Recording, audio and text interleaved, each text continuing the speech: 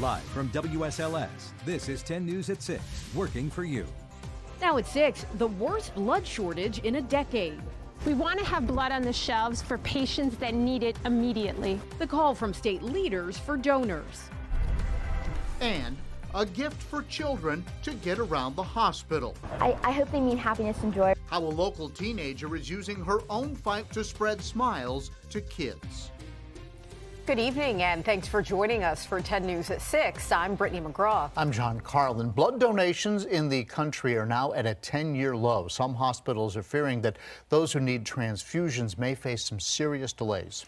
10 News reporter McKinley Strother is working for you on the effects of the deficit and how you can get involved. And McKinley, this is coming at a really bad time. Yeah, timing really isn't on their side. The tornadic disaster in the Midwest, coupled with the ongoing coronavirus pandemic and, of course, other health-related complications this holiday season is moving things from dire to disastrous. And while to some of you tonight that may seem dramatic, health leaders worry this could mean everything for those who need it most. We want to have blood on the shelves for patients that need it immediately. But right now, shelves are bare. Jackie Grant heads the Roanoke office of the American Red Cross, an organization that provides 40% of the country's blood supply. Only about 38% of people are eligible to donate, and out of that percentage, less than 3% donate. They typically need a 5-day supply on hand, but only have half a day's supply most days. A lot of our drives used to be at colleges and businesses, and many of those are not operating in person, or they don't want an organization in with a lot of additional people. So they need people like John Barry to show up and volunteer. I can't fill all the need, but I can fill some of it, and if I can, I will. Also, they need people like Governor Ralph Northam and Governor-elect Glenn Youngkin. Don't have anything alcoholic for the next 24 hours. There you go. All right. We do need to play by the rules. Yeah, we do. Governor Northam said he talked with the Kentucky governor about their need prior to the two leaders donating blood today. If anybody is out there and can come in and donate blood, we would certainly ask them to do that. We need volunteers as well. There's a crisis in volunteer levels. Limited volunteers is also limiting the number of drives in some places as well. Busy holiday schedules, breaks from school and work also play a role in a drop of donations, but the time to give is now. What we can encourage people to do right now, if you are feeling healthy, go online to redcrossblood.org, find a drive near you. There could be one just right down the street from your home. Make a donation, give the gift of life. Inside this story right now on our website, I have that link for you with the information you need to find the next blood drive near you and how you can also volunteer today. In studio this evening, I'm McKinley Strother, 10 News, working for you. Well, the Salvation Army of Roanoke is just 2 days away from the end of their Red Kettle campaign, but they're in need of donations. The organization says they're $50,000 behind their goal. The reason? Not enough people giving this holiday season, plus not enough volunteers to ring the bell. The Salvation Army says from every dollar donated, 82 cents goes directly to helping people in the Roanoke Valley. And we're all struggling to be able to meet the need of the community. So please help and help us to help those in need, because we can't do it without you. And if you'd like to help the Salvation Army of Roanoke close the gap in donations, you can give the next time you see a red kettle. Those locations, by the way, also accept Google and Apple Pay. All right, now to your forecast. We will be getting a warm up for Christmas, but tonight, not so much. Right, we are not getting that warm up just yet. No. Meteorologist Delaney Worden joins us now. Just how cold is it going to get tonight? We're talking about the 20s once again, so make sure that you are bundled up for this evening because our temperatures are really going to be dropping fast. A big reason for that is our clear skies. Any daytime heating that we're able to get throughout the day just lifts right back up into the atmosphere when we have those clear skies. So 37 at the moment over in Blacksburg as we get a live look from our sky cam there. Our winds, though, unfortunately, they're not going to be weakening until we get towards, say, past midnight or so. So we're still looking at those winds coming in from the west and northwest. So already cold air coming in from the north, also gusting upwards of 20 miles per hour at times, especially if you live west of the Parkway. So that's going to cause our temperatures to feel colder. Feels like 31 degrees over in Blacksburg. Across the rest of the area, we have been watching a cold front throughout the day today. So we are still sitting at 42 degrees here in Roanoke. You're significantly warmer throughout areas in Southside into the mid and upper 40s. but you head towards Lewisburg, already down below freezing. But we'll take a closer look at that warm up coming up in your full forecast. Brittany? A former Virginia governor and his wife were hurt after an overnight fire in their home. Flames engulfed the home of Charles Robb in McLean at about 11:30 last night. Robb was treated for smoke inhalation, and his wife, Linda Bird Johnson Robb, who is the daughter of President Lyndon B. Johnson, suffered second-degree burns to her arms and smoke inhalation. Investigators are still looking into the cause of the fire. Robb served as governor from 1982 until 1986 and U.S. Senator from Virginia from 1989 until 2001. And after 134 years, conservationists opened the time capsule buried under the Robert E. Lee statue in Richmond. We can show you a little bit of it. The container was about the size of a shoebox, and it took specialists several hours to open it. Once opened, 3 books, a cloth, and a coin were all revealed from the century-old artifact. Crews discovered the capsule while removing the pedestal of the statue on Friday. Specialists in Richmond now will continue to study the findings from the capsule over the next several weeks. A Roanoke teenager is taking her own battle with a brain tumor and turning it into something positive. 10 News reporter Lindsay Kennett explains how this young woman is empowering other children to keep hope in their own fight. Like other 18-year-olds, Clara Sherman is looking forward to heading off to college. Either Roanoke College or Elon University, and I really want to become a financial advisor. But Sherman stands out from her classmates. The Patrick Henry High School senior is a Girl Scout, and she's working towards the highest achievement they can earn, the Gold Award. I'm so excited to get finished with it. After a year and a half of planning and work, Wednesday, she dropped off the finished project at Carilion Children's Hospital. These lily pads she built herself, painted by AP Art students. They're wooden discs that slide onto an IV pole. Kids can sit, stand, or kneel on the pads and get around the hospital more easily. I know from experience being in the hospital, it's not that fun. And when you're connected to an IV pole, I mean, there's not much to do. At 10 years old, Sherman was diagnosed with a brain tumor. We assume that it's been there since, I was born.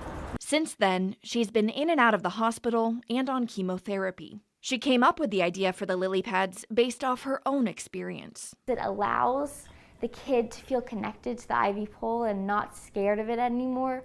Like I was scared of it until my mom took me to the bathroom many times on it, but I'd have to stand on the legs like that. Child life specialist Carly Holtzhauer says Sherman's story is inspiring.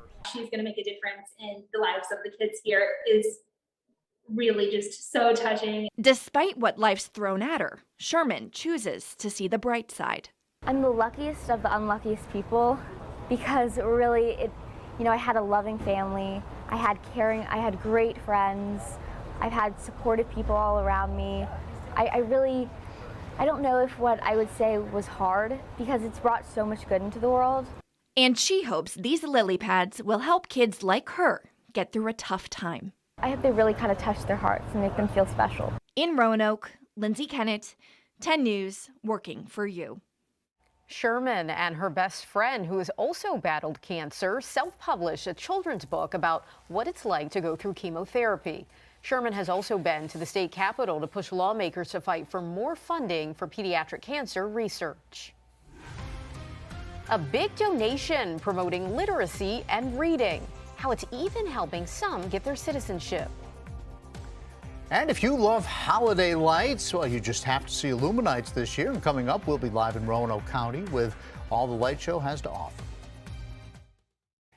Lots of money to help with literacy here in the Valley just arrived at a local nonprofit that helps adults with reading, writing, and even obtaining citizenship. Blue Ridge Literacy offers a program to help foreign-born residents as they obtain citizenship. They just got a $6,000 grant from Freedom First Credit Union to expand that program. Roanoke is a refugee resettlement city, so by default we do have a large portion of refugees. Also, the diversity of Roanoke is quite high, 7%, around 7% of the population, if I'm not mistaken, are foreign-born, and that means that there is a large population who would eventually be eligible for applying for their citizenship. Registration for adults 18 and up is open now. The next semester begins in January. We have another very cold night ahead of us, but all of that is going to be changing as we head throughout the next few days. Just how warm you can expect to get on Christmas coming up.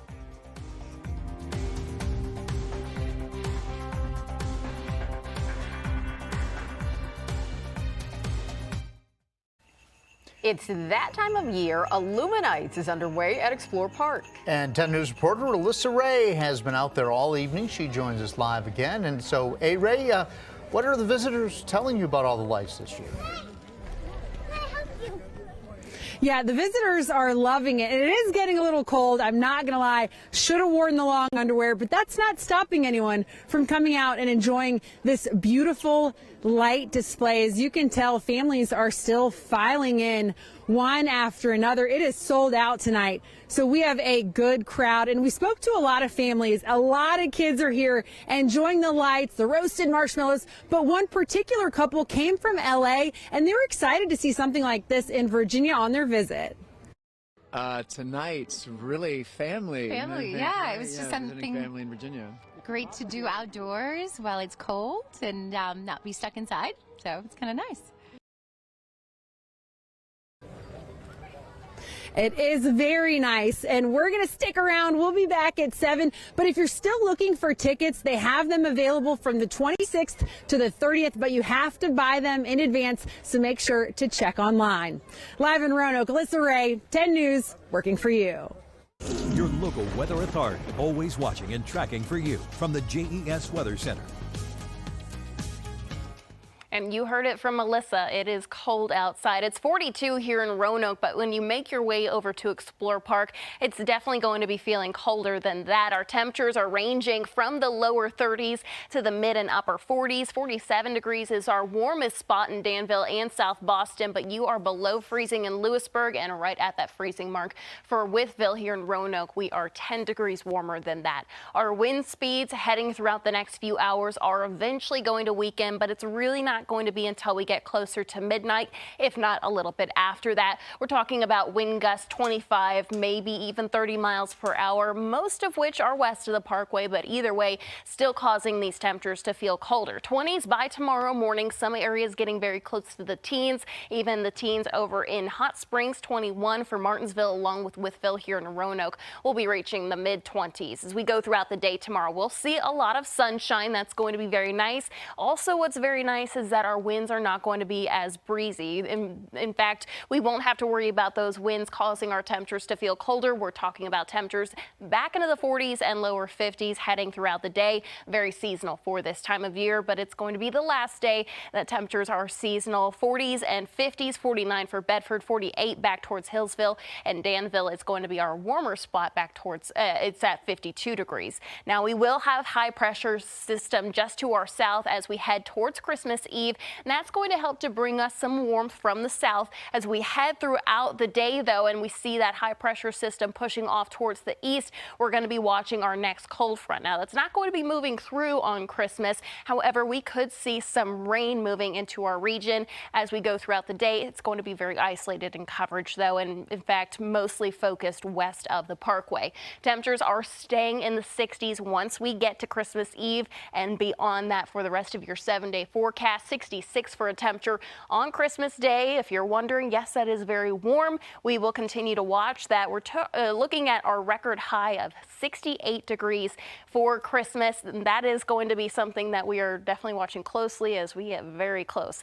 Now, warmest Christmases on record, 68. That was back in 1982. Also 1964. You'll notice that we are looking at 65 degrees right there in the middle. So we're talking about the top 10 warmest Christmas. Not only that, but December has already been very warm so far. Of course, above average temperatures are in red, below are in blue, and you're seeing that a majority of the month has been above average. Your 7-day forecast has our temperatures again, 60s by Friday, staying there for the rest of your 7-day forecast. Along with that, we are also going to be watching some isolated rain chances as we head towards the new week, along with more cloud cover. Take on 10, second week in a row, we churned out 31 team points Appy coming in the lead this week with 11 of those correct picks. Freedom First turned in 36 this week. Jeremiah taking the overall lead back, 143 overall. So through 15 weeks, Freedom First leading 417 to 403.